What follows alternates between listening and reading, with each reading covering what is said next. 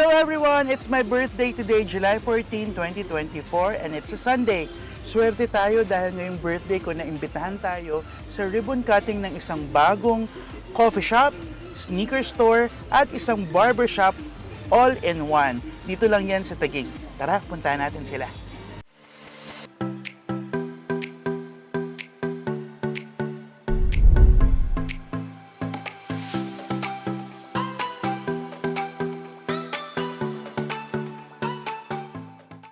Isang grupo ng mga magbabarkada ang nagsimula ng panibagong negosyo dito sa Taguig.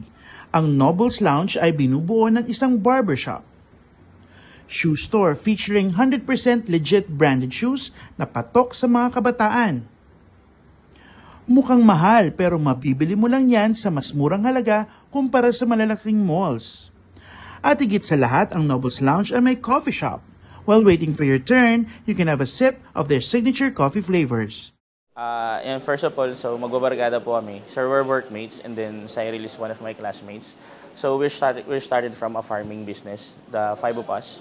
And then Sai is from kilalang sa shoe industry. So isa siya sa mga kilala sa shoe industry pagdating sa reselling at ang mga kilalang mga sapatos. So in a farm business, so naisipan namin yung mga napundar namin pera and other things na try kaya namin itong barbershop since it is a necessity ng tao. And then we come up to idea na mag-ipag-collab kami kay Sai na using his shoes saka yung connections niya sa shoe industry. And then JC has also a business in a coffee shop. So ayun, naisipan namin na magsama-sama yung tatlong yun. Then we come up to this kind of business. As a businessman, syempre, hindi naman po dapat kami nakokontento so anong meron kami ngayon. Kasi hindi lang naman sa isang business nag-work or mas umiikot yung pera. So yung cash flow dapat umiikot sa iba't ibang business yan. So we're planning to open another business. Siyempre, pag-iisipan pa po namin for now. But our target for the future is to have another branch. Franchising, we need to discuss about this. But our plan is to open branch from other, like the big cities here in Philippines, the Cebu, Davao, even Pampanga yan. The walks in Clark, Pampanga, in Daw. Yan. Ayun po yung mga target namin. Yeah. O diba, nakaka-inspire? Kaya ito ang mga tips nila kung paano kayo makakapagsimula ng sarili ninyong negosyo. One of the advice is to, huwag kayong matakot na mag-risk. Kasi wala kayong marating hindi yung numpisan. So you just have to plan very well. You have to study. Put up and the rest will follow. So, same thing. Dapat, yun nga,